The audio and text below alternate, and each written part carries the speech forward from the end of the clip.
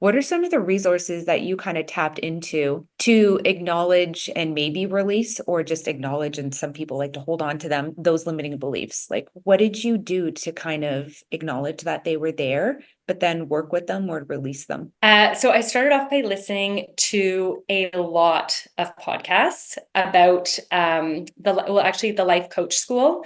She's a coach in the United States, and one of the best advices is one of my colleagues who also, her name's Dr. Sasha High. She left a hospital-based medicine and paved her own way. She does incredible work in like weight and obesity medicine space. Um, she told me about these Life Coach School podcasts, and she was like, start on episode 1. And so there was like 400 episodes, and Brooke Castillo, that's her name. Sorry, the brain fog. And I got it.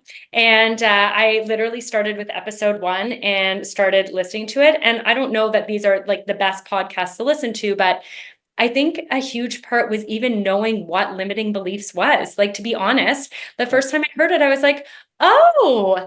And then I started doing some coaching.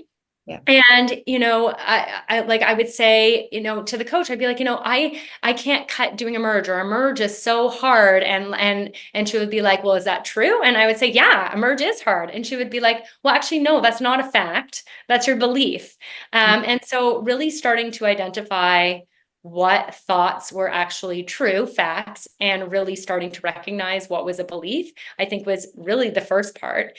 And then I started doing downloads of some of the limiting beliefs, or the thoughts that were preventing me from making this step that I, in my heart, knew I wanted to make. Mhm.